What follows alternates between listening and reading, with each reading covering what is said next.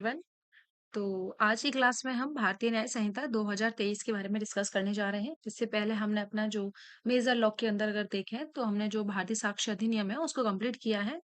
ठीक है, उतने जितने भी प्रोविजंस जो कि हमारे एपीओ के अंदर आ रहे थे, एपी प्रे के अंदर, वो हमने सारे कवर किए। ऐसे ही हम इसमें कवर करेंगे भारतीय न्याय संहिता में जो हमारे एपीओ प्री के हिसाब से है, उन्हीं सेक्शंस को हम यहाँ पे कवर करेंगे।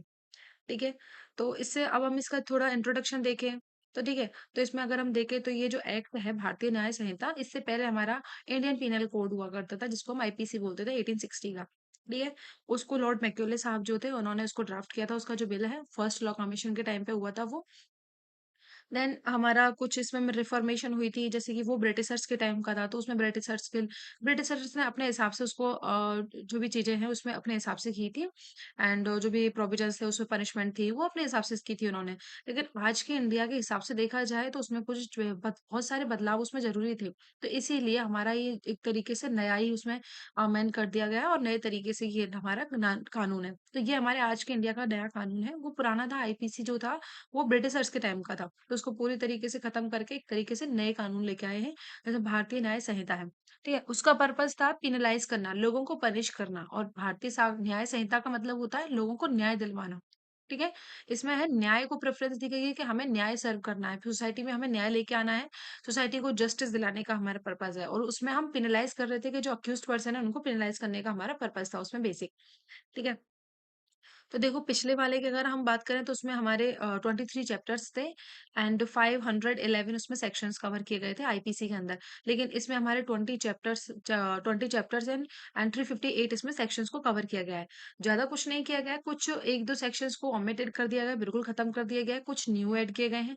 जैसे कि वो टेररिस्ट एक्ट के रिगार्डिंग है, वो सारा, ये सारे न्यू ऐड किए गए हैं। ठीक है, ऑर्गेनाइजेशन ऑफेंस है, पेटी ऑर्गेनाइजेशन ऑफेंसेस, ये नए ऐड किए गए हैं। और जैसे एक्सटॉर्शन वाला था वो काफी सारे सेक्शंस में होता था पहले, अब उसको एक ही सेक्शन में कवर कर दिया गया। तो इस तरीके से इसको थोड़ा सा इसको वो कर दिया है। ठीक है, तो इस वजह से इसके सेक्शन थोड़े कम हो गए हैं, चैप्टर्स भी इसके कम हो गए हैं। ज्यादा कुछ चेंजेस नहीं है इनके अंदर। देखो अब हम चलते हैं कि हमारा भारतीय न्याय संहिता की बोलता क्या है 2023 का। इसका एक्ट नंबर क्या है 45 ऑफ 2023। ठीक है, 46 हमारा पीएनएसएस का है और 47 हमारा भारतीय साक्ष्य अधिनियम है। इन तीनों को ही 25 दिसंबर 2023 को जो भी प्रेसिडेंट साहब है उन्होंने असेंट दी थी। इसकी 25 दिसंबर 2023 को इसको असेंट मिली थी प्रेसिडेंट साहब से। तीनों एक ही दिन को इनेक्ट हुए थे, एक ही दिन को अप्लाई लागू हुए थे, पूरे इंडिया के अंदर इन्फोर्स हुए थे। ठीक है, पर्पस क्या है इसका, एन एक्ट टू कंसोलिडेट करता है, अमेंड करता है provisions relating to the offences and matter connected therewith to incidental thereto. ठीक है, कंसोलिडेट करता है, अमेंड करता है जो भी लॉज अफेक्ट करते हैं, ऑफेंसेस रिलेटेड हैं और जो भी कनेक्टेड मैटर्स होते हैं उनको क्या करता है, ये कंसोलिडेट करता है, एक ही जगह पे इकट्ठे करके रखता है, अमेंड करता है टाइम टू टाइम। आज हम इसमें चैप्टर फर्स्ट जो है इसका इसको कंप्लीट करेंगे। चैप्टर फर्स्ट अगर हम देखें तो प्रिलिमिनरी होते हैं, प्रिलिमिनरी पोर्शन है इसमें। इसमें सिर्फ इसके इंट्रोडक्शन के बारे में बात की गई है कि इसका इंट्रोडक्शन क्या है, एप्लीकेबल कहाँ कहाँ तक होता है, इसमें कौन सी टर्मिनोलॉजीज हैं, उनकी डेफिनेशंस क्या दे रखी हैं। एंड जनरल एक्सप्लेनेशन में कुछ टर्म्स दे रखे हैं, जैसे कॉमन इंटेंशंस क्या होती है, ये सारी चीजें हम दे रखेंगे। तो इसमें 3 सेक्शन है हमारे, फर्स्ट सेकंड थर्ड। फर्स्ट बात करता है short title extend and commencement and application की बात करता है। ठीक है, तो दिस एक्ट में बी कॉल्ड द भारतीय न्याय संहिता। इसका शॉर्ट टाइटल क्या है, द भारतीय न्याय संहिता। ठीक है, देखो शॉर्ट टाइटल और लॉन्ग टाइटल में डिफरेंस क्या होता है। शॉर्ट टाइटल में सिर्फ इतना होता है कि द भारतीय न्याय संहिता 2023। लेकिन लॉन्ग टाइटल में क्या होता है, भारतीय न्याय संहिता 2023 एक्ट नंबर 45 और 2023। ये सारी चीजें आ जाती हैं, वो हमारा होता है long title. And short title में सिर्फ और सिर्फ उसका नाम आता है, जैसे कि भारतीय न्याय संहिता 2023। सेकंड बोलता है it shall came into force on the such date as the central government में नोटिफाई। जिस दिन सेंट्रल गवर्नमेंट ने इसको नोटिफाई किया था उस दिन ये इन्फोर्समेंट में इन्फोर्स हुआ था। तो किस डेट को हुआ था ये, 1 जुलाई 2024 को हुआ था। तो यहाँ इसको मेंशन करते हैं हम, 1 जुलाई 2024। ठीक है, इसकी इन्फोर्समेंट डेट है 1 जुलाई 2024। अब देखो यहाँ से क्या बात करता है, ये हमारे सेक्शन 2, 3, 4 हुआ करते थे। ये तो हमारा फर्स्ट सेक्शन ही था। जो सेक्शन ये सब सेक्शन जो दे रखा है ना, ये आईपीसी का सेकंड हुआ करता था और ये थर्ड सेक्शन हुआ करता था। एंड ये हमारा फोर्थ हुआ करता था और जो ये है एप्लीकेबल, ये हमारा 5 सेक्शन हुआ करता था। ठीक है, इस तरीके से इनको एक ही सब सेक्शन के अंदर रख दिया गया है।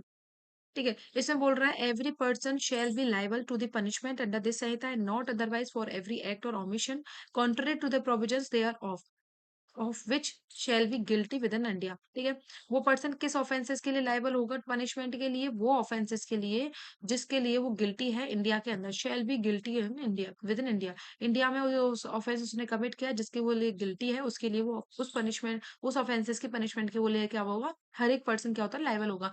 एवरी पर्सन का मतलब होता है इसमें फॉरेनर्स भी हो सकते हैं और इंडियन सिटीजन जो है वो भी इसमें इंक्लूड किए जा सकते हैं। ठीक है, not otherwise for every act और omission to the contrary provisions thereof, लेकिन जो इसके कॉन्ट्ररी में ना उनके ऊपर एप्लीकेबल नहीं होता है, जो कि कॉन्ट्ररी में नहीं है इसके उनके ऊपर एप्लीकेबल नहीं होगा, बल्कि जो भी पर्सन है जिन्होंने इस ऑफेंस के अंदर विद इन इंडिया में कोई ऑफेंस कमिट किया है तो उनके ऊपर एप्लीकेबल होगा। Every person liable, any person liable by any law for the time being in force in India to be tried of an offence committed within beyond India shall be dealt with according to the provisions of this Sanhita for in any act committed beyond India in the same manner as if such act had been committed within India। देखो इसमें क्या बोल रखा है, general सी बात है कि कोई भी पर्सन है जो लाइबल होगा, जैसे इंडिया में जिस तरीके से अगर वो ऑफेंस कमिट करता है ना उसी तरीके से लाइबल होगा। जैसे कि उसने कोई भी इंडियन का सिटीजन है जिसने आप बाहर जाके कोई ऑफेंस कमिट किया है तो उसको इंडिया के लॉ के द्वारा ही डील किया जाएगा उस तरीके से जैसे कि उसने इंडिया के अंदर ही ऑफेंस कमिट किया है। ठीक है, तो ये इसके अंदर बोल रखा है। 5 क्या बोलता है, the provisions of this section this sanhita shall also apply to the offences. ये जो प्रोविजंस है इस संहिता के वो कहाँ और एप्लीकेबल होते हैं, अगर कोई सिटीजन है, any citizen of India is in any place without and beyond India, अगर किसी सिटीजन है इंडिया का सिटीजन है उसने इंडिया के बाहर बियॉन्ड जाके कोई ऑफेंस कमिट किया है तो वहां पे क्या होगा, ये संहिता के प्रोविजंस अप्लाई होंगे अगर वो इंडियन सिटीजन है तो। इंडिया के बाहर कहीं भी उसने ऑफेंस कमिट किया लेकिन इंडिया का सिटीजन है तो। सेकंड बोलता है any person on any ship aircraft registered in India. ठीक है, क्या बोल रखा है, रजिस्टर्ड होना चाहिए इंडिया। पहला बोल रहा था सिटीजन ऑफ इंडिया होना चाहिए, वो कहीं भी ऑफेंस करता है तो ये संहिता उसके एप्लीकेबल होगी। सेकंड बोलता है कोई भी पर्सन है चाहे वो इंडियन सिटीजन हो चाहे कहीं फॉरेनर्स का हो कोई भी हो, ठीक है, अगर उसने कोई शिप या एयरक्राफ्ट है उसके ऊपर कोई ऑफेंस कमिट किया है जो कि शिप और एयरक्राफ्ट रजिस्टर्ड है इंडिया के अंडर रजिस्टर्ड है, कहीं पर भी हो इंडिया के अंदर लेकिन इंडिया के अंदर रजिस्टर है तो वो क्या माना जाएगा, उसके ऊपर भी हमारी संहिता एप्लीकेबल होगी। Any person in any place without and beyond India committing an offence targeting a computer resources. क्या कर रहा है वो, टारगेट कर रहे हैं किसी कंप्यूटर रिसोर्सेज को जो कि कहाँ लोकेटेड है इंडिया के अंदर। इंडिया के अंदर कोई भी कंप्यूटर रिसोर्सेज है, ठीक है, उसको टारगेट कर रहा है कोई पर्सन जो कि बाहर रह के इंडिया से बाहर रह के उसको टारगेट कर रहा है तो उसके ऊपर भी ये संहिता एप्लीकेबल होगी। तो 3 पर्सन है यहाँ, सिटीजन है इंडिया का लेकिन वो बाहर कहीं जाके ऑफेंस कर रहा है, कोई भी पर्सन है जो कि शिप और एयरक्राफ्ट जो रजिस्टर्ड है इंडिया के अंदर रजिस्टर है उनके ऊपर कोई भी पर्सन ऑफेंस कमिट करता है तो उसके ऊपर अप्लाई होगा। एंड सेकंड थर्ड बोल रखा है कि कोई भी कंप्यूटर रिसोर्सेज है जो इंडिया के अंदर लोकेटेड है और कोई भी पर्सन है जो कि बाहर से अगर इंडिया के बाहर से कोई उसको टारगेट कर रहा है तो उसके ऊपर ये एप्लीकेबल होगा। ठीक है, अब देखो इसमें एक्सप्लेनेशन बोलती है in this section the word offence include every act committed outside India which if committed in India would be punishable under this section. तो ऑफेंस के अंदर वो सारे ऑफेंसेस माने जाएंगे जो बाहर किए जा रहे हैं इंडिया के अंदर, ऐसे जैसे कि वो, और पनिशमेंट उनकी उस तरीके से मिलेगी जैसे अगर वो इंडिया के अंदर कमिट होते तो। इलस्ट्रेशन क्या बोलता है, ए was a citizen of India commit a murder in any place beyond and without India. Indian citizen है लेकिन मर्डर कहाँ करता है, वो कहीं बाहर साइड करता है तो he can be tried and convicted, और तो उसको ट्राइड किया जा सकता है कन्विक्टेड किया जा सकता है मर्डर का in any place in India which ever he is found, जहाँ पे भी मिलता है इंडिया के अंदर वहीं उसके पास प्रोसीडिंग चलाई दी जाएगी, उसको ट्रायल किया जाएगा, उसको कन्विक्टेड कर सकते हैं। ठीक है, सेक्शन 6 क्या बोलता है, nothing in this Sanhita shall affect the provisions of any act for punishing mutiny desertion of the soldiers officer soldier sailor and airman in the service of the government of India और the provisions of the special and local laws. ठीक है, अभी क्या बोल रखा है कि ये जो संहिता है ना ये किसको अफेक्ट नहीं करती है, ये संहिता के प्रोविजंस किस पे अप्लाई नहीं होते हैं, अगर कोई जो गवर्नमेंट ऑफ सर्विसेज होती है ना, service of the government of India के जो भी जो सेलर होते हैं या फिर जो भी सोल्जर्स होते हैं, सेलर्स होते हैं, एयरमैन्स होते हैं आर्मी के जिनका जो म्यूटनी या डिजर्शन कमिट करते हैं ऑफेंसेस, या फिर कोई स्पेशल और लोकल लॉज होते हैं तो उनके ऊपर संहिता एप्लीकेबल नहीं होती है। ठीक है, ये हमारा हो गया, इसमें 6 सबसेक्शन दे रखे हैं। पहला बोलता है हमारा शॉर्ट टाइटल क्या होता है, सेकंड हमारी इनेक्टमेंट डेट की बात करता है कि इन्फोर्समेंट कब हुआ था, थर्ड बात करता है कि अगर कोई इंडिया के अंदर ऑफेंस करता है तो वो इंडिया के अंदर ही लायबल होगा। ठीक है, जो इस संहिता के जो इस संहिता के अकॉर्डिंग होगा ना वो उन्हीं ऑफेंसेस के लिए लायबल होगा। फोर्थ बोलता है कि अगर कोई कोई भी पर्सन है जो इंडिया के बाहर ऑफेंस कमिट करता है तो उसको ऐसे ही लायबल होगा वो उसके ऊपर ये इंडिया के जो ऑफेंसेस हैं ट्राइड किए जा सकते हैं उसी तरीके से जैसे वो इंडिया में कमिट करता। ठीक है। फिफ्थ बोलता है कि कोई भी ये संहिता जो किस के ऊपर एप्लीकेबल हो सकती है, कोई सिटीजन इंडिया है जो कि बाहर ऑफेंस करता है, कोई भी पर्सन है जो कि रजिस्टर्ड है, जो शिप और एयरक्राफ्ट इंडिया के अंदर जो रजिस्टर्ड है उनमें कोई ऑफेंस कमिट करते हैं, या कोई भी पर्सन है बाहर रह के इंडिया के अंदर जो कंप्यूटर रिसोर्सेज लोकेटेड है उसको टारगेट करते हुए कोई ऑफेंस कमिट करता है तो उसके ऊपर एप्लीकेबल होता है। और सिक्स बोलता है कि ये संहिता किसको अफेक्ट नहीं करती, मतलब ये संहिता किसके ऊपर एप्लीकेबल नहीं होती है, अगर कोई भी ऑफिसर्स होते हैं, सोल्जर्स होते हैं, सेलर एयरमैन होते हैं, सर्विस गवर्नमेंट ऑफ इंडिया के, उन्होंने अगर कोई म्यूटनी या डिसर्शन कमिट किया तो उनके ऊपर एप्लीकेबल नहीं होता है। एंड स्पेशल और लोकल लॉज को इफेक्ट नहीं करता है ये। देन नेक्स्ट चलते हैं डेफिनेशन, ये थोड़ी लेंदी है तो हम इनको थोड़ा स्पीड से लेंगे लेकिन अंडरस्टैंड करते हुए लेंगे, ठीक है। पहला बोलता है एक्ट क्या होता है।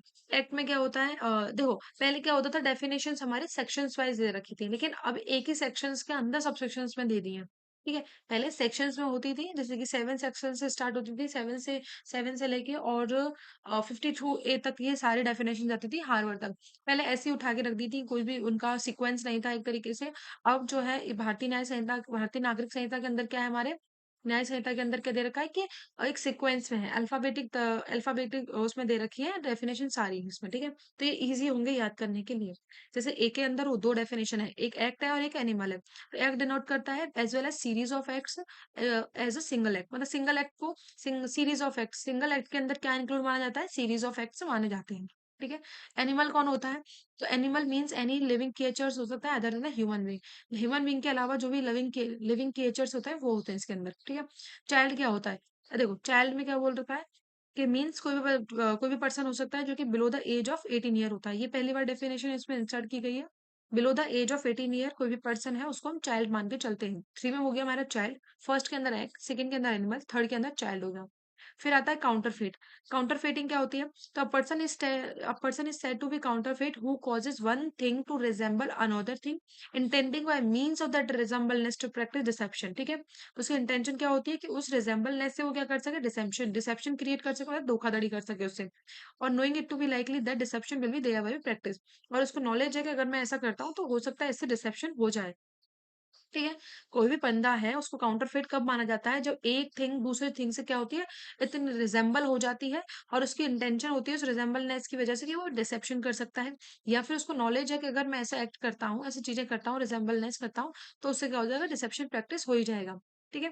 इसमें दो एक्सप्लेनेशन है, एक बोलती है, पहली फर्स्ट बोलती है कि it is not essential to counterfeiting that imitation should be exact, लेकिन जरूरी नहीं जब रिजेंबलनेस करते हैं ना, काउंटरफेटिंग करते हैं, तो ये जरूर असेंशियल एलिमेंट नहीं है इसका कि जो काउंटर फेटिंग है वो बिल्कुल एग्जैक्ट हो, मतलब जिसका हम काउंटर फेटिंग कर रहे हैं चीजों का, जरूरी नहीं है वो ओरिजिनल और जो काउंटर फेटेड चीज है वो दोनों एग्जैक्ट सेम हो। It is not necessary. ठीक है। सेकंड क्या बोलता है, इसमें प्रेजम्पशन दे रखा है एक तरीके से, when a person is cause one thing to resemble another thing and the resemblance is such that a person might to deceive their wife, it shall be presumed किया जाएगा कि until the contrary is proved that the person so causing the one thing to resemble the other thing intended by means of that resemblance to practice deception or knowing it to be likely that deception would thereby be practiced। ठीक है। जब कोई भी person क्या करता है, एक चीज को दूसरे चीज की तरह से रिजेंबल करने की कोशिश करता है, तो जो रिजेंबलनेस से क्या करना चाहता है, वो रिसीव करना चाहता है, तो यह कोर्ट सेल्फ प्रिज्यूम करके चलेगा, जब तक कॉन्ट्ररी प्रूफ नहीं हो जाए, वो कोर्ट प्रिज्यूम करके चलेगा कि जो भी पर्सन रिजेंबलनेस कर रहा है ना किसी चीज का, तो उसकी इंटेंशन है वहां पे उस चीज को करने की, रिजेंबलनेस को करने की, जिससे कि डिसेप्शन हो सकता है, डिसेप्शन प्रैक्टिस होता है, और उसको नॉलेज है कि अगर मैं ऐसे रिजेंबलनेस करता हूँ तो उससे डिसेप्शन आगे फ्यूचर में हो सकता है, वुड बी प्रैक्टिस हो सकता है। ठीक है। नेक्स्ट क्या बोलता है हमारा, फाइव में बोल रखा है कोड क्या होता है। ठीक है। फाइव को ऐसे याद कर सकते हैं, कोड में भी फाइव फाइव वर्ड्स दे रखे हैं, COURT, एंड फाइव में ही सेक्शन वो दे रखा है, तो इस तरीके से याद कर सकते हैं इसको। देखो ऐसा बोलता है, मीन्स अ जज who is empowered by the law to act judicially alone और एज अ बॉडी ऑफ जजेस which is empowered by the law to act judicially as a body when the such judges or body of judges is acting judicially। देखो court में क्या होता है, means जो कि जजेस होते हैं जिनको एम्पावर्ड किया जाता है लॉ के द्वारा एक्ट करें, या तो वो जुडिशियरी अकेले एक्ट करें, या एक बॉडी ऑफ द जजेस होती है, एक बेंच होती है, उस तरीके से क्या करें, वो अपनी पावर्स को एक्सरसाइज करें। ठीक है। जब वो अपनी powers empowered by the law उनको किया गया है to act judicially as a body करने के लिए, जब वो अपनी एक्सरसाइज करते हैं पावर्स को, तो वो क्या कहलाता है, हमारा कोर्ट कहलाता है, जहां वो अपनी पावर्स को एक्सरसाइज करते हैं एज अ जज की तरह, सिंगल या फिर बॉडी ऑफ जजेस की तरह करते हैं, तो उसको हम क्या बोलते हैं, कोर्ट बोलते हैं। ठीक है। 6 में क्या बोल रखा है, डेथ के बारे में बोल रखा है कि डेथ क्या होती है, means death of the human being unless the contrary appear from the context. ठीक है। डिसऑनेस्टली क्या होता है, 7 में बोल रखा है डिसऑनेस्टली। ठीक है। Means one means doing anything with intent to causing wrongful gain to one person and wrongful loss to the another person. ठीक है। देखो इसमें क्या बोल रखा है कि कोई भी चीज है इंटेंशन से की जाती है। इंटेंशन क्या होती है कि किसी एक बंदे को तो उससे रॉन्गफुल गेन होना चाहिए। ठीक है। जो डिसऑनेस्ट प्रैक्टिस कर रहा है, डिसऑनेस्ट, उसको तो रॉन्गफुल गेन होना चाहिए, एंड जो दूसरा पर्सन है उसको क्या होना चाहिए, वो रॉन्गफुल लॉस होना चाहिए। तो ये इंटेंशन क्या कहलाती है, हमारी डिसऑनेस्टली कहलाती है। ठीक है। देखो नेक्स्ट डॉक्यूमेंट में क्या बोलता है, document means any matter expressed described upon any substance. किसके ऊपर, कोई भी मैटर है जो कि एक्सप्रेस एंड डिस्क्राइब किया गया किसी सब्सटेंस के ऊपर by means of the letter figure और mark by more than one of those means in and including electronic and digital record intended to be used of which may be used as an evidence. ठीक है। देखो हमने document की definition भारतीय साक्ष्य अधिनियम के अंदर ही पढ़ी थी। कहाँ पढ़ी थी, टू डी के अंदर पढ़ी थी, टू वन डी के अंदर, हाँ 2(1)(d) के अंदर पढ़ी थी। उसमें हमने क्या बोला था, इसमें देखा था कि यही सेम डेफिनेशन है, बस थोड़ा सा यहाँ पे रिकॉर्डिंग वाला दे रखा है कि एक्सप्रेस्ड और डिस्क्राइब्ड और रिकॉर्डेड किया था उस मैटर को। ठीक है। रिकॉर्डेड उसमें वर्ड है, एंड यहाँ पे भी रिकॉर्डेड है और वहाँ पे एविडेंस, यहाँ एविडेंस दे रखा है। यहाँ इसका पर्पस क्या होता है डॉक्यूमेंट्स का, यहाँ पे मतलब डॉक्यूमेंट्स क्यों ले रहा है, उसका पर्पस क्या है, एविडेंस के तौर पर। और जो भारतीय साक्ष्य अधिनियम में दे रखा है वहां पे क्या पर्पस होता है, उसको रिकॉर्ड करने का होता है। ठीक है। बाकी सारे डेफिनेशन सेम ही है, बस पर्पस थोड़े से अलग है। यहाँ एविडेंस के तौर पर हम उसको रिकॉर्ड कर रहे हैं, जो भी चीजें हैं उसको यूज कर रहे हैं, डॉक्यूमेंट को एविडेंस के लिए कर रहे हैं। लेकिन भारतीय साक्ष्य अधिनियम के अंदर हम उसको रिकॉर्ड करने के पर्पज से उसको यूज कर रहे हैं। ठीक है। एक्सप्लेनेशन क्या बोलती है, it is material by what means upon और what upon what substance the letter figure और mark are formed or whether the evidence is intended or which may be used in a court or not। ठीक है। ये material होता है कि किस substance के ऊपर उसको लेटर फिगर्स के द्वारा किया गया है चाहे नहीं किया गया है, या फिर उसकी इंटेंशन है उसको कोर्ट में यूज करने की या नहीं है, ये सारी चीजें मटेरियल्स होती हैं। ठीक है। इलस्ट्रेशन क्या बोलता है, a writing pressing the terms of the contract which may be used to evidence of the contract is a document होता है। check upon the banker is a document होता है। the power of attorney is a document होता है। maps and plans which intended to be used or which may be used as a evidence is a document होता है। Writing content directions और instructions से the document होता है। Explanation second क्या बोलती है, whatever is explain by means of the letter figure marks explain by the mercantile और other usage shall be deem to be expressed by the such letter figure mark within the meaning of this section although the same may not be actually expressed। ठीक है। तो जो भी express किया जाता है marks के द्वारा, फिगर्स के द्वारा, और जो भी लेटर्स हैं उनके द्वारा जो भी एक्सप्लेन किया जाता है, और जो भी बाय द मर्केंटाइल या अदर यूजर्स के द्वारा, तो उसको क्या माना जाता है, एक्सप्रेस किया जाता है उसी उसके वो जो है उसी लेटर या फिगर मार्क के द्वारा किया गया उसी मीनिंग। ठीक है। और विद द मीनिंग, जो भी मीनिंग, जो सेक्शन का मीनिंग है ना, उसी पर्पज को फुलफिल करने के लिए वो किया गया है। इसमें इलस्ट्रेशन है जैसे कि A write his name on the back of the bill of exchange payable to his order. The meaning of the endorsement as explain by the mercantile usages is that the bill is to be paid to the holder. ठीक है। And the endorsement is a document, जो endorse किया ना उसने back of the, तो वो क्या है, एंडोर्समेंट क्या है, एक तरीके से डॉक्यूमेंट हो गया, and shall be considered as a same manner as if the word pay to the holder. ठीक है। उसका मतलब ये माना जाएगा कि इस तरीके से हम क्या कर रहे हैं, होल्डर को उस चीज को पे कर रहे हैं, और the words to that effect have been written over the signatures. ठीक है। तो ये उसका जो भी चीजें हैं, जो भी उसने एंडोर्स किया था, जो भी उसने लिखा है कि पे हो चुका है, जो भी वर्ड्स उसमें लिख रहे हैं ना सिग्नेचर्स में, वो सारी चीजें क्या मानी जाती है, हमारी एक तरीके से डॉक्यूमेंट माना जाता है। जो एंडोर्समेंट करते हैं वो भी क्या माना जाता है, डॉक्यूमेंट के अंदर आता है। 9 क्या बोलता है इसमें, सेक्शन 9 क्या बोलता है, fraudulently means doing one thing with intent to defraud but not otherwise. ठीक है। इंटेंशन क्या होती है, डिफरॉड इंटेंशन होती है।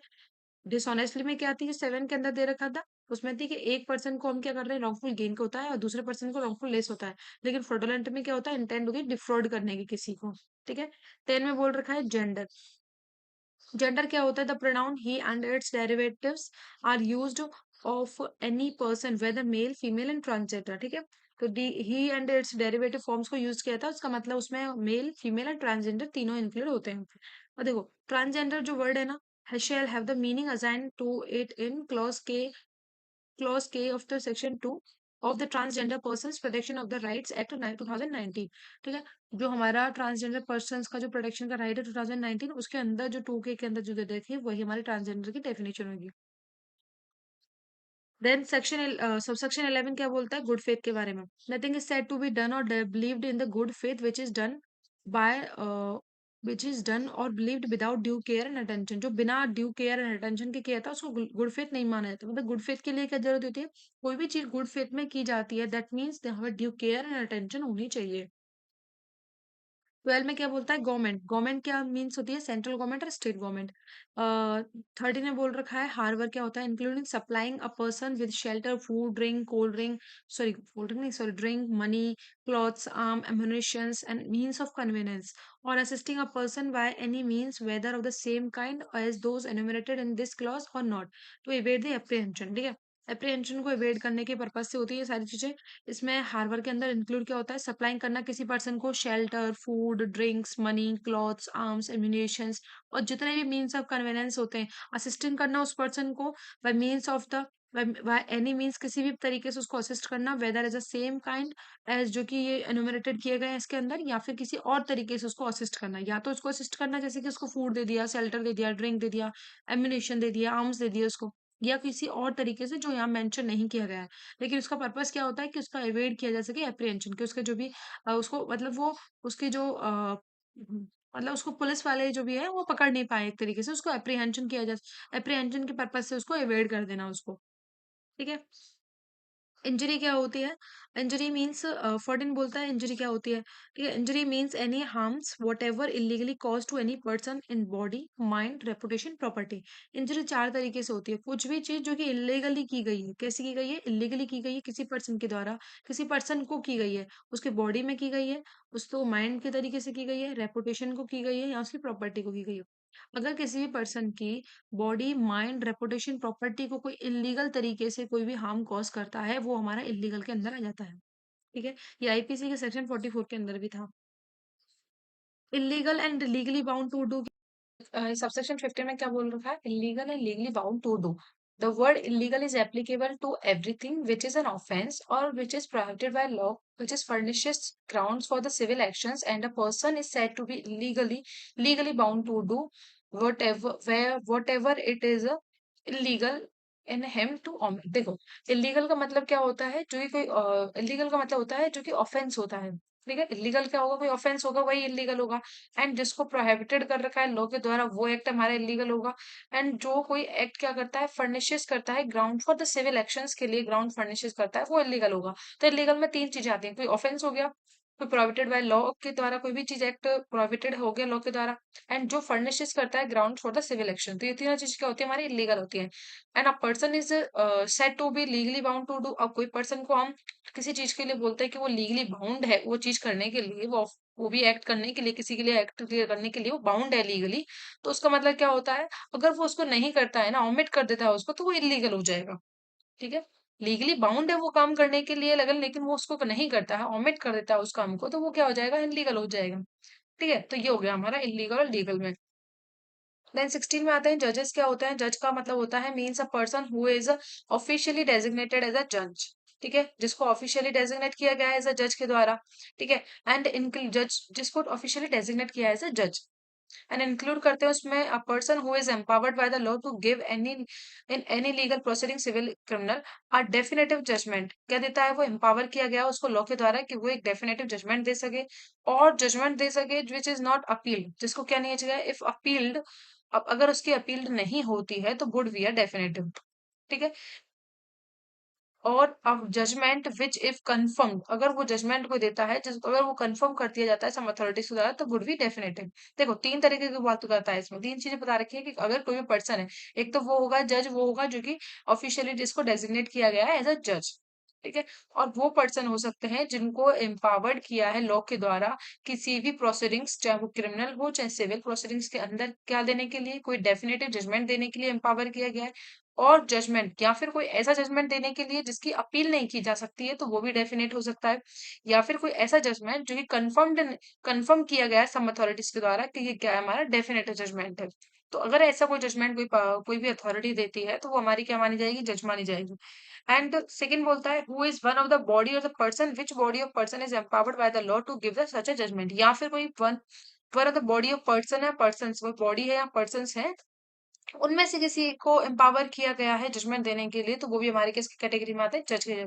जैसे सरपंच होता है वो भी हमारा जज की कैटेगरी में आते हैं।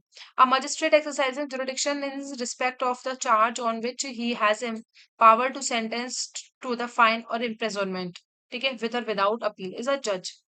नेक्स्ट बोलता है 17 में लाइफ क्या होती है? Life means the life of the human being unless the contrary appear from the context. 18 में बोलता है लोकल लॉज क्या होते हैं? तो एप्लीकेबल होते हैं जो only the particular part of the India के अंदर, वो हमारे लोकल लॉज होते हैं। ऐसे राजस्थान के अंदर होते हैं हमारे, तो राजस्थान एक्साइज हो गया, राजस्थान पब्लिक जो हमारे इसमें दे रखे हैं, एपीयू के सिलेबस में 3 राजस्थान लोकल लॉज दे रखे हैं, तो हमारे लोकल लॉज हैं जो कि पर्टिकुलर पार्ट के ऊपर ही एप्लीकेबल होते हैं। ठीक है। 19 में मैन के बारे में बात कर रखा है। मैन कौन होता है? Male human being of any age, male human being of any age. ठीक है। 20 में बोल रखा है मंथ एंड ईयर क्या होता है? तो when wherever the month and year the word year is used, it is to be understood that a month or a year is to be corresponded according to the Gregorian calendar। जो Gregorian calendar होता है उसके according जो भी month and year होता है वो हमारे होते हैं। ठीक है। 21 बोलता है मूवेबल प्रॉपर्टीज क्या होती है? मूवेबल प्रॉपर्टी क्या होती है? Including property of any description, किसी भी डिस्क्रिप्शन की प्रॉपर्टी हो सकती है, लेकिन एक्सेप्ट, क्या एक्सेप्ट किया गया है इसमें? एक्सेप्ट लैंड और things attach to the earth और permanently fastened to anything which is attach to the earth. मतलब कोई भी लैंड है या कोई थिंग्स है जो कि क्या है, अर्थ से क्या है, परमानेंटली अटैच्ड है, फेस्टर्न है किसी चीज से, परमानेंटली अटैच्ड है, फेस्टर्न है, और to anything, permanently fastened to anything which is attached है, लैंड से अटैच्ड है, अर्थ से अटैच्ड है, जो भी लैंड हो गया, कोई भी चीज है जो अटैच्ड है परमानेंटली, तो वो क्या मानी जाएगी हमारी? वो इमूवेबल प्रॉपर्टी के अंदर नहीं होगी। नेगेटिव डेफिनेशन है एक तरीके से इसमें। नंबर क्या बोलता है? Unless the contrary appear from the context of words is importing the singular and number and including the plural number and the word importing the plural number including the singular number. मतलब singular number के अंदर plural number include रहता है, plural के अंदर singular number include रहता है। ठीक है। ओथ क्या होती है? ओथ में मतलब क्या होता है? इंक्लूड सोलेमन अफर्मेशंस होती है जो कि सब्स्टिट्यूट की जाती है बाय द लॉ के द्वारा for an oath and declaration required authorize की जाती है लॉ के द्वारा to be made before a public servant के सामने की जाती है जो भी, एंड टू बी यूज की जाती है for the proof of the proof की तरह वेयर द कोर्ट और नॉट। ठीक है। वेदर इन द कोर्ट के अंदर हो सकता है या कोर्ट के बाहर हो सकती है, किसी भी तरीके से हो सकती है। ठीक है। 13 में बोलता है ऑफेंस क्या होता है? Except in the chapter, except in the chapters in the section mention in the subsection 1 और 2, the word offence means an a things made punishable by this Sanhita. कोई भी चीज है जो कि पनिशेबल है किसी इस संहिता के अंदर, वो हमारी क्या मानी जाएगी? ऑफेंस मानी जाएगी। लेकिन चैप्टर जो इन the chapter third and in the following sections जो भी हैं, सबसेक्शन 2 3 4 5 ऑफ द सेक्शन 8 के, या फिर सेक्शन 9 49 50 52 54 56 57, ये चार से जितने भी ये दे रखे हैं, the word offence means I think punishable under this Sanhita और any other special local laws के अंदर माना जाएगा। ठीक है। in subsections 1 of the section 189, section 21, 200, sorry, 21 and 211, 112, 212, 238, 239, 249, 253, subsection 1 of 313, 329. The word offense shall have the same meaning when the act punishable under the special laws, local laws is punishable under such law, whether imprisonment for term 6 month or more, whether the with fine or without fine। ठीक है। तो इस IPC के अंदर जो, sorry, इस संहिता के अंदर जो एविडेंस ऑफेंस का मतलब लिया जाएगा ना, वो सिर्फ इतनी सी बात है कि जो इस संहिता के अंदर ऑफेंसेस पनिशेबल दे रखे होंगे वही होंगे। ये दोनों को छोड़कर जो भी चीजें होती हैं, ठीक है, ए और बी में तो क्या स्पेशल और लोकल लॉज के अंदर जो दे रखे हैं वो भी ऑफेंसेस माने गए हैं। ठीक है। लेकिन हमारा जो ऑफेंसेस उस संहिता के अंदर डील किया गया है वो यही है, जो इस संहिता के अंदर ऑफेंसेस हैं, पनिशेबल हैं, वही चीजें क्या मानी जाएंगी? ऑफेंस मानी जाएंगी। 25 बोलता है ओमिशन क्या होता है? Denotes as well as a series of omission as a single omission. जिस तरीके से एक्ट्स के अंदर सीरीज ऑफ एक्ट्स होता है, उसी तरीके से सिंगल ओमिशन के अंदर सीरीज ऑफ ओमिशन को इंक्लूड किया जाता है। पर्सन क्या होता है? इंक्लूडिंग एनी कंपनी हो गया, कोई भी कंपनी हो गई, एसोसिएशन या बॉडी ऑफ पर्सन। तीन चीजें हो गई, कंपनी हो गई, एसोसिएशन हो गई, बॉडी ऑफ पर्सन हो गई। वेदर इनकॉर्पोरेटेड और नॉट, वो हमारा पर्सन में इंक्लूड किया जाता है। पब्लिक क्या होता है? पब्लिक इंक्लूड करता है क्लास ऑफ पब्लिक और कम्युनिटी हो सकती है। ठीक है। अब 28 बात करता है पब्लिक सर्वेंट के बारे में। देखो इसमें क्या बोल रखा है? पब्लिक सर्वेंट कौन होता है? तो means a person falling under the any of the description, namely जिन भी जो भी ये लिस्ट दे रखी है, इसके अंदर जो भी पर्सन आते हैं वो हमारे पब्लिक सर्वेंट कहलाते हैं। जैसे कि पहला बोलता है कि कोई भी commission, any every commission officer in army navy air force के अंदर जो भी कमीशन ऑफिसर्स होते हैं वो हमारे पब्लिक सर्वेंट होते हैं। एवरी जजेस इंक्लूडिंग, कोई भी जजेस हो गया, including any person empowered by the law to discharge whether by himself or as a member of the body of the judges adjudicating functions को जो adjudicating functions को जो डिस्चार्ज करते हैं वो जजेस या कोई भी पर्सन जिनको एम्पावर्ड किया गया डिस्चार्ज करने के लिए, तो वो आते हैं। Every officer of the courts including the liquidator receiver commission whose duty is it is as such officers to investigate report करना on any matter of the law or the facts के ऊपर and to make authenticate or keep any document or and take charge or dispose of any property or to execute any judicial process or to administer oath or to interpret and preserve the order in court and every person is specially authorized by the court to perform any of the such duties। ठीक है, मतलब कोई भी person कोई भी officer हो गए court के जो कि हमारे लिक्विडेटर हो सकते हैं, रिसीवर या कमिश्नर्स हो सकते हैं, जिनकी ड्यूटी क्या होती है इन्वेस्टिगेट करना, रिपोर्ट्स बनाना, डॉक्यूमेंट्स को अपने अपने उसमें रखना, सिक्योरिटी में रखना, किसी भी चीज को ऑथेंटिकेट करना, चार्जेस लेना, डिस्पोज ऑफ करना प्रॉपर्टीज का, एग्जीक्यूट करना जो भी जुडिशियल प्रोसेस होता है उसका, एडमिनिस्ट्रेट करवाना, ओथ वगैरह इंटरप्रेट करना, प्रिजर्व करके रखना ऑर्डर्स को, या फिर जो भी ड्यूटीज होती है उनको उन सबको परफॉर्म करना। एंड जिस भी पर्सन को स्पेशली अथोराइज किया जाता है ऐसी ड्यूटीज परफॉर्म करने के लिए तो वो इसके अंदर इंक्लूड किया जाता है। डी बोलते हैं any एक्सेसर the member of the panchayat assisting the court, कोई भी मेंबर हो गया पंचायत वगैरह के जो कोर्ट को असिस्ट करते हैं, पब्लिक सर्वेंट को असिस्ट करते हैं। ठीक है, एनी आर्बिट्रेटर्स हो गए, अदर पर्सन हो गए to whom any cause of matter has been refer to the for the decision and the report of any court, मतलब कोई भी कॉम्पिटेंट अथॉरिटी, पब्लिक अथॉरिटीज हो गए, आर्बिट्रेटर्स हो गए जिनको मैटर रेफर किया था डिसीजन के लिए, रिपोर्ट वगैरह के लिए, तो वो सारे ऑफिसर्स हो गए। एनी पर्सन हो गया who hold any office by virtue of which he is empowered to place और keep any person in the confinement, जो कन्फाइनमेंट रखते हैं कि किसी भी पर्सन को, जैसे जेलर्स वगैरह हो गए, पुलिसमैन वगैरह हो गए, ये सारे ऑफिसर्स हो गए। नेक्स्ट बोलता है जी के अंदर every officer the government whose duty is to as such officers to prevent the offences और to give information of the offence to bring offender to the justice and to protect the public health safety and convenience वगैरह को protect करना, ये हमारा इसमें include हो जाता है। एच बोलता है every officer whose duty is it and the such officers to take receive keep और expend any property on the behalf of the government और to make any survey assessment contact on behalf of the government और execute on the revenue process to investigate करना, report करना, ये सारे जो काम करते हैं और ये प्रिवेंट करते हैं इन्फ्रेक्शन, जो प्रोटेक्शन करते हैं pecuniary interest of the governments को। ठीक है, तो ये सारे ऑफिसर्स क्या करते हैं, जो ये सारी चीजें करते हैं, सर्वे वगैरह असेसमेंट करवाना, ठीक है, जो भी पिक्यूनरी इंटरेस्ट होते हैं गवर्नमेंट के उनको क्या करना, उनको इंटरेस्ट को प्रोटेक्ट करना, ऑथेंटिकेट करना किसी भी डॉक्यूमेंट को, तो ये सारी चीजें क्या होते हैं हमारे जो भी ऑफिसर्स होते हैं वो हमारे कौन कहलाते हैं, पब्लिक ऑफिसर कहलाते हैं। Every officer whose duty as such officer to receive and keep explain करना प्रॉपर्टीज को, make any survey assessment करना, levy any rate or tax for any secular common purposes of any village town district or to make authenticate keep the document for the ascertaining of the rights and pupils of the village town or district। ठीक है, ऊपर वाला जो था वो government से related थी चीजें, और यहाँ विलेज टाउन और डिस्ट्रिक्ट से रिलेटेड हो गई कि डिस्ट्रिक्ट और टाउन के अंदर जो भी ऑफिसर इस तरीके से डॉक्यूमेंट्स को सर्वे करता है, असेसमेंट करता है, उनको जो भी लेवी टैक्स वगैरह जो होता है उनकी रेट वगैरह फिक्स करते हैं, या जो भी ऑथेंटिकेट करते हैं, मेक डॉक्यूमेंट्स को रखते हैं। ठीक है, जो पीपल्स के राइट्स होते हैं उनको असर्टेन करने के लिए जो भी डॉक्यूमेंट्स को क्या करते हैं, ऑथेंटिकेट करते हैं, तो वो हमारे क्या कहलाते हैं, ऑफिसर्स पब्लिक सर्वेंट होते हैं। Every person who holds any office or virtue of his office is to be prepare, publish, maintain, revise electoral roll or conduct the election और part of the elections होते हैं वो officers होते हैं, वो हमारे पब्लिक सर्वेंट कराते हैं, जो भी इलेक्शन में पार्टिसिपेट करते हैं, इलेक्शन को किस तरीके से कंडक्ट करवाना होता है वो सारे officers. Every person in the service और पे ऑफ द गवर्नमेंट और रेम्यूनरेशन बाय द फीस और commission for the performance of any public duty by the government. ठीक है, जो जिनको गवर्नमेंट क्या करती है, पब्लिक ड्यूटीज, जो गवर्नमेंट की पब्लिक ड्यूटीज को परफॉर्म करता है, जिनके लिए वो क्या करते हैं, उसको फी या जो भी फी होता है, रेम्यूनरेशन जो होता है वो पे किया जाता है उनकी सर्विसेज के लिए। ठीक है, इन द सर्विस और the pay for the local authority as defined in the clause 31 of the section 3 of the General Clause Act 1897 and the corporation established by or under the central government or the state government as a government company as defined under defined in the section in the clause 45 of the section 2 of the companies act 2013। देखो दो इसमें authority बता रखी है, एक तो बता रखा है जनरल क्लॉज एक्ट 1897 के अंदर सेक्शन 3 के क्लॉज 31 में जो डिफाइन कर रखी है, जो लोकल अथॉरिटी उसके द्वारा कोई भी सर्विसेज पे की जाती है, सर्विसेज दी जाती है, जो पे किया जाता है वो हमारी इसमें अंदर आएगी पब्लिक सर्वेंट में। या फिर जो कंपनी एक्ट है 2013 का, उसके अंदर जो सेक्शन 2 क्लॉज 45 के अंदर जो गवर्नमेंट कंपनीज बता रखी है, जो कॉर्पोरेशन एस्टेब्लिश कर रखी है गवर्नमेंट के द्वारा या स्टेट गवर्नमेंट के द्वारा, वो भी जो भी ऑफिसर्स होते हैं उसके अंदर वो क्या होते हैं हमारे, वो भी हमारे पब्लिक सर्वेंट के अंदर आते हैं। एक्सप्लेनेशन क्या बोलती है, the person falling under any of the description made in this clause are public servant होते हैं, वेदर चाहे वो अपॉइंटेड किए गए गवर्नमेंट के द्वारा या नहीं किए गए हैं। ठीक है। Every person who in is actual position of the situation public servant whatever legal defect there may be in has a right to hold that situation is a public servant. ठीक है।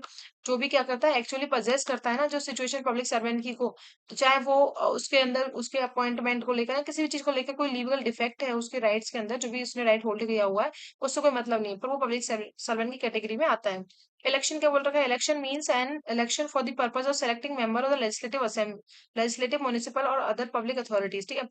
Selection करते हैं members का, कहाँ, legislative के अंदर करते हैं या फिर म्युनिसिपल या अदर पब्लिक अथॉरिटीज के अंदर जो करते हैं ना इलेक्शन, वो वाला इलेक्शन है। ऑफ वेदर कैरेक्टर और methods of the selection to which why under any other law for timing and force. ठीक है। इलस्ट्रेशन दे रखा है इसमें कि municipal corporation is a public servant होता है। नेक्स्ट है हमारा 29। इसमें बोलता है रीजन टू बिलीव। ठीक है। इसमें बोलता है person is said to have reason to believe. एक पर्सन को माना जाता है कि उसके पास रीजन टू बिलीव होता है if he has sufficient cause to believe that things but not otherwise. ठीक है। उसके पास सफिशिएंट कॉज होना चाहिए उस चीज पे बिलीव करने के लिए, तो वो माना जाता है reason to believe. Special laws क्या होते हैं, 30 बोलता है स्पेशल लॉज मीन्स जो लॉ एप्लीकेबल होते हैं पर्टिकुलर सब्जेक्ट के ऊपर, वो स्पेशल लॉज की कैटेगरी में आते हैं।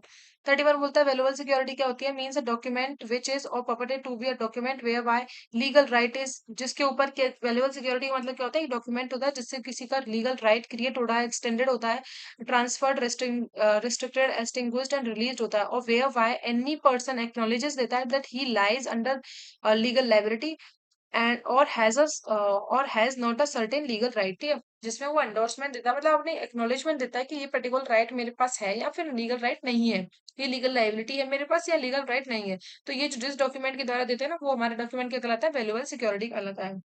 As a write his name on the back of the bill of exchange, as the effects of his endorsement is to be transferred the right to the bill to any person who may become the lawful holder of it. The endorsement is a valuable security, जिसपे वो endorsement करके दूसरे व्यक्ति को क्या कर रहा है, ट्रांसफर कर रहा है ना, तो वो endorsement क्या कहलाता है, हमारा valuable security कहलाता है। 32 बोलता है vessel means anything made for the conveyance by the water of human being और द प्रॉपर्टी। ठीक है। वाटर के द्वारा कन्वेन करते हैं ह्यूमन बींग्स का प्रॉपर्टी को, वो वेसल कहलाता है। वॉलंटरली क्या होता है, person is said to cause an effect voluntarily when he cause it to by means whenever he intended to cause it, जब उसकी intention होती है ऐसा कुछ करने की, और by means which at a time of employing those means he knows, और उसकी knowledge होती है ऐसा काम करने की कोई भी, और had reason to believe, या उसको reason to believe होता है to do likely to cause it। ठीक है। वॉलंटरली का मतलब होता है जब वो कोई भी कोई एक्ट करता है ना, तो उसकी इंटेंशन होती है उससे एक्ट करने की, उसकी नॉलेज होती है एंड उसको रीजन टू बिलीव होता है कि ऐसा वो कुछ कर रहा है। ठीक है। Illustration है A set fire by night to inhabitant house in a large town for the purpose of facilitating a robbery and thus cause the death of the person. Here A may not intend to cause the death, had may even to sorry be that death has been caused by his act. Yet if he knows that was likely to cause death, he was caused death voluntarily। ठीक है। इसमें क्या बोल रखा है कि A जो है एक जो भी हाउस वगैरह है एक लार्ज टाउन के अंदर जो भी हाउसेस वगैरह इनहैबिटेंट हाउसेस जो उनमें क्या करता है, वो फायर कर देता है। उसका पर्पस क्या होता है, सिर्फ और सिर्फ रॉबरी करना होता है, यहाँ पे डेथ कॉज करना नहीं होता, लेकिन उसकी वजह से क्या होती है, फायरिंग की वजह से डेथ कॉज हो जाती है पर्सन की। तो यहाँ पे ये है कि एक ही इंटेंशन जो थी ना उसकी डेथ कॉज करने की नहीं थी, और वो सॉरी भी है इस चीज के लिए कि उसके एक्ट की वजह से क्या हो चुकी है, डेथ हो चुकी है कुछ लोगों की। लेकिन फिर भी हम इस चीज को बोलेंगे कि ये माना जाएगा कि अगर उसको नॉलेज थी ना उस चीज के बारे में कि ये मेरे एक्ट से क्या हो जाएगा, किसी की डेथ हो सकती है। ठीक है। तो ये भी माना जाएगा कि जो भी उसने एक्ट किया है जिसकी वजह से डेथ कॉज हुई है ना, जो डेथ हुई है, वो भी उससे वॉलेंटरली एक्ट है उसका। देन 34 क्या बोलता है, विल। विल मीन्स क्या होता है, एक टेस्टामेंट्री डॉक्यूमेंट जो होता है वो हमारा क्या बोलाता है, विल कहलाता है। टेस्टामेंट्री डॉक्यूमेंट जो होता है वो विल कहलाता है। वुमेन क्या होती है, women means a female human being of any age. ठीक है। रॉन्गफुल गेन क्या होता है, 36 बोलता है रॉन्गफुल गेन क्या होता है, wrongful gain means gain by unlawful means. Gain कैसे कर रहा है, अनलॉफुल मीन्स से करता है, प्रॉपर्टी के to which a person gaining is not legally entitle. जो पर्सन गेनिंग कर रहा है वो उस चीज के लिए क्या नहीं है, उस प्रॉपर्टी के लिए लीगली एंटाइटल नहीं है। 37 wrongful loss means the loss by unlawful means. Loss किया जा रहा है किससे, अनलॉफुल मीन्स से ऑफ द प्रॉपर्टी से, to which the person losing is it legally entitle. उसके लिए क्या है, वो लीगली एंटाइटल, जो पर्सन उसको लीज लूज कर रहा है ना, जो प्रॉपर्टी को, वो उसके लिए लीगली एंटाइटल है। ठीक है। नेक्स्ट बोलता है gaining wrongfully losing wrongfully। A person is said to gain wrongfully when such person retain wrongfully, जब उसको रिटेन करता है wrongfully, as well as when such person acquire करता है wrongfully, जब किसी चीज को क्या करता है वो अक्वायर कर रहा है wrongfully। A person is said to be lose. तो दो चीजें होती हैं जब कोई पर्सन गेन करता है wrongfully, तो दो चीजें होती है, तो वो रिटेन करता है wrongfully या अक्वायर कर रहा है wrongful तरीके से उस चीज को, ठीक है। A person is said to be lose wrongfully, एक पर्सन को लूज wrongfully कब बोलते हैं कि उससे कोई चीज लूज हो रही है wrongfully, तो is such person is lose wrongfully kept out, जब उस पर्सन से kept आउट किया जाता है wrongfully any property, as well as when such person is wrongfully क्या किया जाता है, डिप्राइव किया जाता है प्रॉपर्टी से, जब उस पर्सन को wrongfully डिप्राइव किया जा रहा है उसकी प्रॉपर्टी से, तब कहलाता है वो, ठीक है। 39 क्या बोल रखा है, जो words and expressions used but not defined in this Sanhita but defined in the information technology 2000 and the Bharatiya Nagarik Suraksha Sanhita have the same meaning respectively assign to them in that act one Sanhita, मतलब ठीक है कि जो एक्ट है हमारा इंफॉर्मेशन टेक्नोलॉजी एक्ट का, and जो संहिता है हमारी भारतीय नागरिक सुरक्षा संहिता, उसके अंदर जो भी वर्ड डिफाइन कर रखे होंगे, जो यहाँ डिफाइन नहीं कर रखे हैं, उनका मतलब हम वहीं से लेंगे, ठीक है। तो ये हमारा डेफिनेशन का कोर्स कंप्लीट हो चुका है। देखो फिर हमारा आता है जनरल एक्सप्लेनेशन। देखो अब इसमें सेक्शन में क्या बोल रखा है, 3 के अंदर बोलता है जर्नल एक्सप्लेनेशंस के बारे में। देखो इसमें बोल रखा है कि जो हमारे उसमें जो के कॉमन इंटेंशन किस तरीके से होती है, ये इसमें डील किया जाएगा, ठीक है। और जो पहले हमारा सेक्शन 7 बात करता था, सेक्शन 6 से जो बात करता था वो सारे हैं, ठीक है। तो भी प्रॉपर्टी किसी की पोजेशन में है, किसी वाइफ क्लर्क के में, तो उसकी किसकी पोजेशन में, उस पर्सन की पोजेशन मानेंगे कि नहीं मानेंगे, हम ये सारी चीजें इसमें डिस्कस करेंगे, ठीक है। इसमें हमारे शायद 9 प्रोविजंस, हाँ 9 इसमें सब सेक्शन दे रखे हैं, ठीक हो। तो फर्स्ट क्या बोलता है, देखो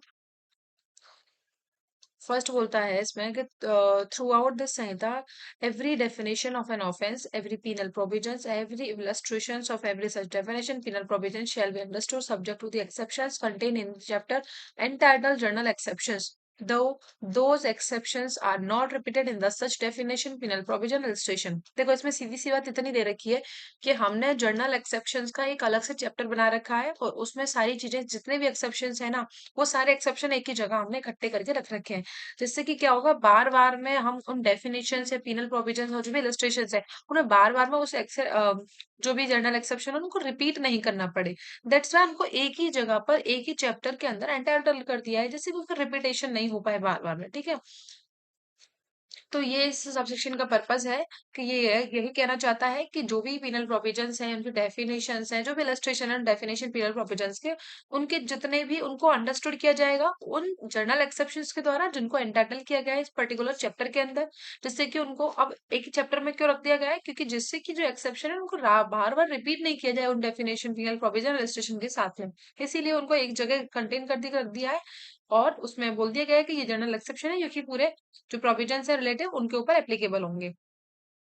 देखो उसमें इलस्ट्रेशन है, जैसे this section in this Samhita, the sections in this Samhita which contain the definition of offence do not express that a child under the 7 year of age can not commit an offence. पढ़ा रहे हैं, हाँ जी। देखो इसमें illustration क्या बोलता है, illustration में बोल रखा है, फर्स्ट क्या बोलता है कि दी सेक्शंस इन दिस संहिता, कि जो भी सेक्शन है संहिता के अंदर which contain definition of an offence do not express that a child under the 7 year of age can not commit an offence, but the definition are to be understood subject to the general exceptions which provide that nothing shall be an offense which is done by a child under the age of 7 sorry under the 7 year of age। देखो इसमें क्या बोल रखा है कि कोई section संहिता के अंदर जिसके अंदर डेफिनेशन दे रखी है ऑफेंसेस की, ठीक है। जितने भी ऑफेंसेस दे रखे हैं हमारे, थेफ्ट का हो गया, मर्डर का हो गया, रॉबरी के हो गए, एक्सटोर्शंस के हो गए, मिस एप्रोप्रिएशन के हो गए, जितने भी हमारे दे रखे हैं, हाउस ट्रेसपासिंग, जितने भी हमारे ऑफेंसेस दे रखे हैं इसके अंदर, उन सारे एक्सप्रेशन उन एक्सेप्शंस के अंदर क्या नहीं किया जाएगा, ये एक्सप्रेस नहीं किया जाएगा कि हर एक ऑफेंस के अंदर ये नहीं बताया जाएगा कि जो बच्चा है below the age of 7 year अगर वो ऐसा ऑफेंस कमिट करता है तो उसको पनिश मतलब उसको जो है पनिशमेंट नहीं मिलेगी, ठीक है। ये चीज उसमें हर एक डेफिनेशन के अंदर नहीं बताई जाएगी, इस चीज को अंडरस्टूड किया जाएगा subject to the general exception, जो भी ऑफेंसेस हैं उनको अंडरस्टूड किया जाएगा जनरल एक्सेप्शंस के अकॉर्डिंगली उनको समझा जाएगा। और उसमें क्लियरली मेंशन किया गया जनरल एक्सेप्शन के अंदर के that nothing is an offence which is done by a child under the 7 year of age, ठीक है। इसमें क्लियर कर दिया गया है, सेक्शन 18 के अंदर क्लियर कर दिया गया है कि जो भी 18 19 के अंदर, सॉरी 19 19 नहीं 20 है शायद, हाँ 20 है, सेक्शन 20 जो कि हमारा 82 हुआ करता था आईपीसी का। उसमें क्लियर कर दिया गया कि अगर कोई बच्चे 7 साल से बिलो का जो बच्चा है उसके द्वारा अगर कोई ऑफेंस कमिट किया था तो उसको ऑफेंस नहीं कंसीडर किया जाएगा। ठीक है, तो ये चीज अंडरस्टैंडिंग है कि जो भी ऑफेंसेस की जो सेक्शन होगा ना वो subject to the general exceptions देखा जाएगा। जैसे बी बोलता है a police officer without warrant apprehend Z who has committed the murder and here is not guilty of an offence of wrongful confinement। ठीक है, for he was bound by the law to apprehend Z and therefore the case fall within the general exception which provide that nothing is an offense which is done by a person who is bound by law to do it। ठीक है, अगर ए जो है जो police officer है वो अगर without warrant के जेड को एप्रीहेंड करता है जिसने मर्डर कमिट किया है, ठीक है, यहाँ पे अब ए को जो है इस बात के लिए गिल्टी नहीं बनाया जाएगा कि आपने किसी को रॉन्गफुली कन्फाइनमेंट किया है। ठीक है भाई, क्योंकि ही हैज क्योंकि ए के पास पावर है, उसको पावर दे रखी है एक्ट के द्वारा कि वो बाउंड है किसी को भी एप्रीहेंड करने के लिए, लेकिन लॉफुली होना चाहिए, वो एप्रीहेंशन जो हो रहा है वो लॉफुली होना चाहिए। ठीक है, तो इसीलिए जब इस चीज को अंडरस्टैंड किया जाएगा ना तो हम जनरल एक्सेप्शंस को देखेंगे। तो जनरल एक्सेप्शंस जो एक जगह इकट्ठे दे रखे हैं उसमें जाएंगे हम, उस चैप्टर के अंदर गो थ्रू होंगे और फिर उसमें देखेंगे। तो उसमें वहां दे रखा होगा कि nothing is an offence which is done by a person who is bound by the law to do it. जो भी पर्सन बाउंड है लॉ के द्वारा ऐसा एक्ट करने के लिए तो वो ऑफेंस कंसिडर नहीं किया जाएगा। तो जितने भी ऑफेंसेस हैं, पीनल प्रोविजंस है, इलस्ट्रेशन है, सबको अंडरस्टूड किया जाएगा subject to the general exception. और जनरल एक्सेप्शन का एक हमने पर्टिकुलर चैप्टर बना रखा है, उसमें उनको कंटेन करके रख रखा है। देखो नेक्स्ट क्या बोलता है, सबसेक्शन जो 2 है इसका, वो क्या बोलता है, every expression which is explain in any part of this Samhita is used in any part of the every part of this Samhita is conformity with the explanation. देखो इसमें सीधी सी बात बता रखी है कि कोई भी अगर एक्सप्लेनेशन है, कोई भी एक्सप्रेशन है जो एक जगह एक्सप्लेन किया गया है इस संहिता के अंदर, तो उसका वही सेम मीनिंग पूरे इस संहिता के अंदर लिया जाएगा। किसी एक पार्ट में अगर एक एक्सप्रेशन को डिफाइन कर रखा है तो उसका पूरा, उसके पूरे संहिता के अंदर उसका वही मीनिंग लिया जाएगा। थर्ड क्या बोल रखा है, when the property in the possession of the person spouse clerk and servant. अगर कोई प्रॉपर्टी किसी पर्सन के स्पाउस क्लर्क या सर्वेंट के में है, on account of that person, उस अकाउंट के, उस पर्सन के अकाउंट पे अगर कोई भी पर्सन, कोई भी उसका स्पाउस है, क्लर्क है, सर्वेंट है, किसी प्रॉपर्टी को पजेस किए हुए है, और that means it is in that person, तो वो मानी जाएगी कि वो क्या है, उस पर्सन के ही पोजेशन में है। विद इन दिस संहिता के अकॉर्डिंग ये मानी जाएगी कि वो उस पर्सन के ही पोजेशन में है। ठीक है, अब एक्सप्लेनेशन क्या बोलती है, a person employed temporarily or a particular occasion in the capacity the clerk or a servant is a clerk or servant within the meaning of the Sanhita. ठीक है, अगर कोई पर्सन एम्प्लॉयड किया गया, टेम्परली किया गया, पर्टिकुलर ओकेजन के लिए किया गया इन the capacity clerk or servant, तो वो क्लर्क और सर्वेंट माने जाएंगे। इसमें टेम्पररी हो चाहे किसी पर्टिकुलर ओकेजन के लिए उनको अपॉइंट किया गया as a clerk or servant, तो वो क्लर्क और सर्वेंट माने जाएंगे। ठीक है, नेक्स्ट हमारा देखते हैं सबसेक्शन 4 क्या बोलता है, in every part of this संहिता except where the contrary intention appear from the context the word which refers to the act done extend also to the illegal omission। Simple सी बात इसमें दे रखी है कि जो एक्ट होता है ना, एक्ट्स में हम क्या इंक्लूड करते हैं, लीगल ओमिशन को भी इंक्लूड किया जाता है। ठीक है, देन हमारा जो 5 से है ना ये इंपॉर्टेंट है। ये हमारे किसके बारे में बात करते हैं, कॉमन इंटेंशन के बारे में बात करते हैं, जो कि हमारा सेशन 34 हुआ करता था आईपीसी का। देखो उसमें बोल रखा है, when a criminal act is done by several person के द्वारा की जा रही है in the furtherance of the common intention of all, each of the such person is liable for that act in the same manner as if it were done by him alone. When the criminal act is done, जब कोई भी criminal act several persons के द्वारा किया जाता है, in the furtherance of the common intention, उनकी common intention होती है जब वो एक्ट करते हैं, वो तो सबके एक कॉमन इंटेंशन के फर्दरेंस में करते हैं। तो each of the such person, जितने भी पर्सन होंगे ना उसमें से हर एक व्यक्ति कैसे लायबल होगा, इन उस सेम मैनर में होगा जैसे कि उसने वह एक्ट जो है अकेले ने किया है, वह एक्ट इसी सेम मैनर के अंदर क्या होगा, लायबल होगा। ठीक है, नेक्स्ट क्या बोल रखा है, 6 बोलता है, when ever an act which is criminal by only reason of its being done with the criminal knowledge or intention is done by several persons, each of the such person who join in the act with such knowledge or intention is liable for the act in the same manner as if the act were done by him alone with the knowledge or the intention। देखो इसमें उसमें तो common intention की बात करता है कि अगर कोई भी क्रिमिनल एक्ट हुआ है सेवरल पर्सन्स के द्वारा इन the furtherance of the common intention, तो हर एक व्यक्ति इस तरीके से लायबल होगा, उसी सेम मैनर में लायबल होगा कि जैसे उसने वो अकेले ने वह जो भी एक्ट है वो कमिट किया अकेले ने किया है। अब इसमें बोल रहा है कि कोई भी एक्ट है ना, वो क्रिमिनल इस वजह से होता है। क्रिमिनल किस वजह से होता है? देखो इसमें बोल रहा है व्हेनेवर कोई भी एक्ट है, सिंपल एक्ट है, वो क्रिमिनल कब बनता है? क्रिमिनल वो जब बनता है, वह रीजन ऑफ बीइंग डन, जब उसको क्रिमिनल नॉलेज या क्रिमिनल इंटेंशन से किया जा रहा है। जनरली हम कोई एक्ट कर रहे हैं तो वो क्रिमिनल नहीं हो जाता। वो क्रिमिनल एक्ट जब बनता है जब हम उसको क्रिमिनल नॉलेज या इंटेंशन से कर रहे हैं, और जब वो सेवरल पर्सन्स के द्वारा किया जाता है, जो भी पर्सन उसमें ज्वाइन करते हैं, ठीक है, जो भी पर्सन क्या करते हैं उसमें ज्वाइन करते हैं, तो जिस नॉलेज के साथ में कर रहे हैं, इंटेंशन के साथ में कर रहे हैं ना, तो वो हमारी क्या कहलाती है, उसके जो भी इंटेंशन और नॉलेज के साथ में करते हैं, दैट मीन्स वो सब क्या होते हैं, उसी तरीके से लेवल होते हैं जैसे कि वह एक्ट जो है अकेले पर्सन के द्वारा किया गया उसी नॉलेज और इंटेंशन के द्वारा। ठीक है, इसमें सिमिलर इंटेंशन की बात की गई कि सिमिलर इंटेंशन होती है, सिमिलर नॉलेज होती है उन व्यक्तियों की, एक दूसरे के प्रति सिमिलर होती है, ज्वाइन करते हैं जो भी, तो उनकी लाइबिलिटी उसी तरीके से होती है जैसे कि वो एक्ट उनके द्वारा अकेले के द्वारा किया गया था, उसी सेम नॉलेज के द्वारा, नॉलेज में और इंटेंशन में किया गया था। ठीक है, देन सबसेक्शन 7 क्या बोल रखा है कि wherever the causing of the certain effect or attempt to be cause that effect by an act or by an omission is an offence, ठीक है, is to be understood that the causing of that effect partly by an act or partly by an omission in the same offense। देखो whenever an causing of a certain effect, ठीक है, कोई effect cause हो रहा है और attempt हो रहा है किसी इफेक्ट का, ठीक है, बाय एन एक्ट के द्वारा और ओमिशन के द्वारा, ठीक है, कोई एक्ट किया जा रहा है या फिर कोई किया किया जाता है, ओमिशन किया जा रहा है, तो ये ऑफेंस माना जाता है। देखो इसमें क्या बोल रखा है,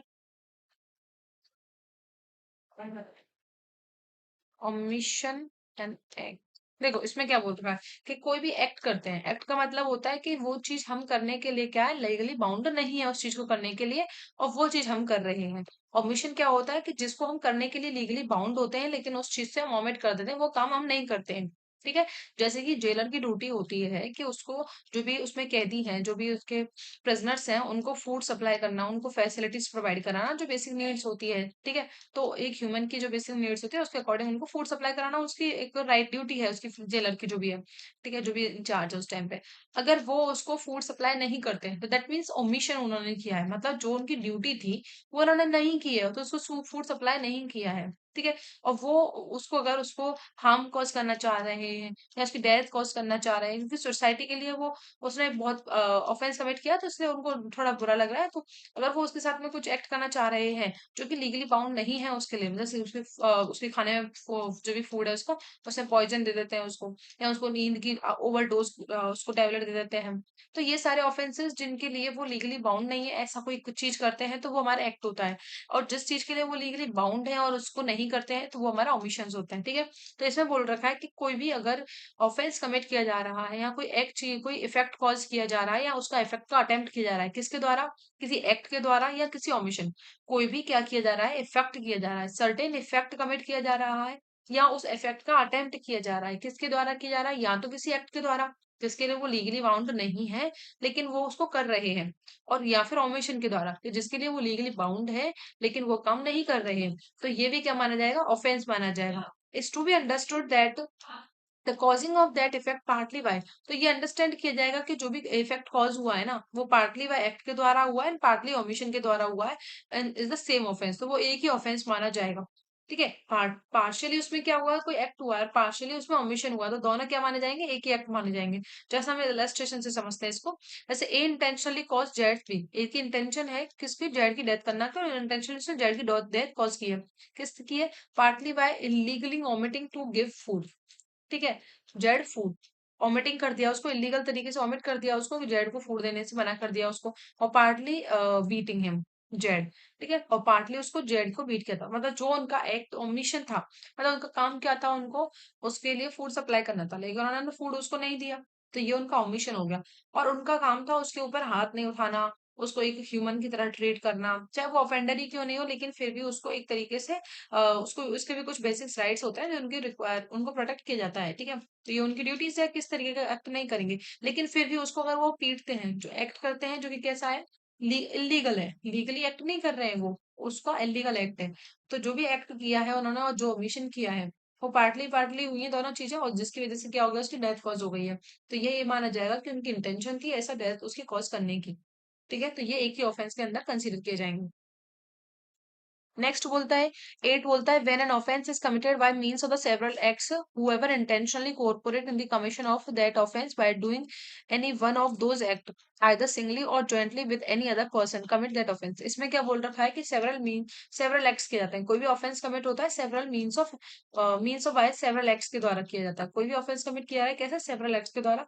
whoever intentionally cooperate in the commission of the offenses, और जो इंटेंशनली क्या कर रहा है उसमें कोऑपरेट करता है, मतलब कोऑपरेट का मतलब उसका साथ देते हैं, ऑफेंडर का साथ देते हैं कमीशन ऑफ एन ऑफेंस के लिए, by doing one of those act, किसी भी एक एक्ट के द्वारा। या तो वो सिंगली कर रहे हैं, या वो कैसे करते हैं, सिंगली कर रहे हैं या ज्वाइंटली कर रहे हैं, या तो वो अकेले अकेले कर रहा है उसको, या दोनों की मिली भगत है कि तुम ऐसा करना मैं ऐसा करूंगा, जैसे कि इस व्यक्ति की जो है उसके साथ में ऑफेंस कमिट करेंगे हम।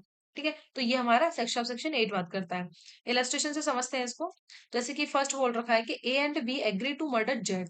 ठीक है, ए और बी ने एग्री हुए थे वो एक दूसरे के साथ में कि हमें क्या करना है, जेड की मदद करनी है, by severally and at the different time giving him a small doses of the point.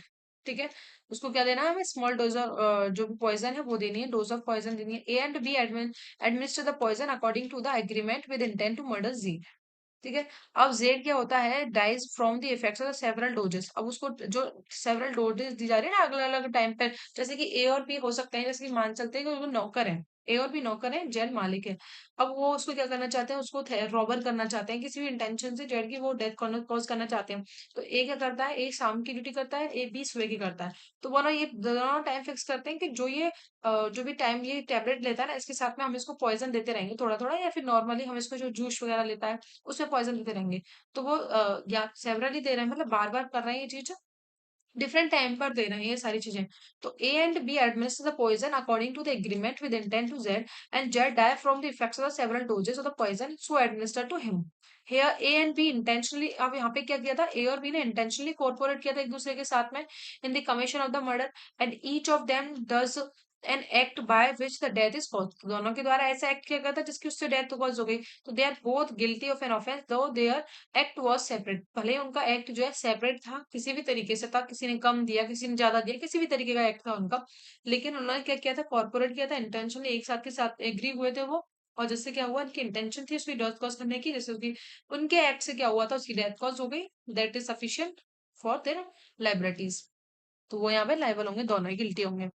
B क्या बोलता है, A and B are joint jailers. ठीक है, जॉइंट जेलर्स है वो, and as such have the charge of J a prisoners alternatively for the 6 hours at a time. ठीक है, alternatively मतलब एक जने को 6 आवर्स होते हैं, फिर दूसरे का टाइम होता है, फिर उसके पास 6 आवर्स होता है। A and B intentionally intending to cause जेड्स डेथ। ए और बी क्या चाहते हैं, उसकी जेड की डेथ कॉज करना चाहते हैं। Knowingly corporate in the causing that effect bye illegal omitting each due to the time of his attendance to furnish Jed food supplied to them for that purposes, and Jed dies of hunger। Both A and B are guilty for the murder। देखो अब वो क्या करते हैं, jointly agree होते हैं, corporate करते हैं एक दूसरे के साथ में कि हमें क्या करना है, जो भी ओमिशन करते हैं इसमें कि उनकी ड्यूटी थी उसको सप्लाई करने की फूड, लेकिन वो दोनों ने उसको क्या कर दिया, फूड सप्लाई नहीं किया। तो उसकी जो भी जेड है ना, उसकी डेथ का कारण क्या था, हंगर की वजह से। लेकिन कॉज क्या था उसके पीछे, कि जो भी ड्यूटीज थी ना जेलर्स की, उन्होंने उसको क्या नहीं दिया, सप्लाई नहीं किया फूड वगैरह, तो जिसकी वजह से उनकी डेथ कॉज हो गई। तो उनकी इंटेंशन थी उसकी जेड की डेथ कॉज करने की, तो दे बोथ क्या हो जाएंगे, इसमें गिल्टी हो जाएंगे for the murder of Z के मर्डर के लिए।